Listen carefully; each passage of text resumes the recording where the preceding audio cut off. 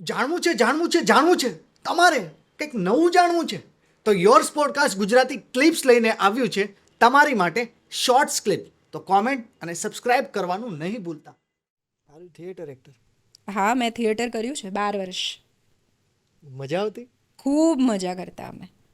એટલે નાટકો તો એ વખતે મારા માટે એક નશો હતા. વાહ. અને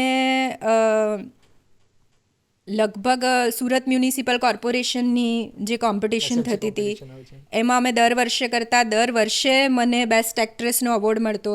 સ્ટેટ લેવલના નાટકોમાં બેસ્ટ એક્ટ્રેસનો એવોર્ડ મળ્યો. ચંચી મહેતા મળ્યું. એટલે નાટકો તો બહુ શિદ્દતથી કર્યા છે અને બહુ મજા કરી છે નાટકોમાં. રિહર્સલમાં તો બહુ જ ને. ખૂબ મજા કરી છે.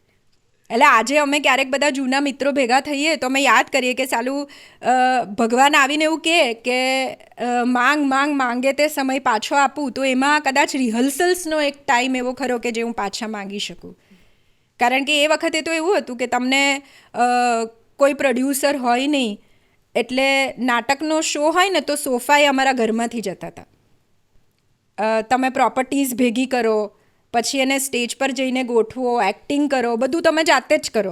એટલે બહુ મજા કરી છે રિહર્સલ્સના ટાઈમમાં. બેકસ્ટેજ વિશે બે શબ્દ.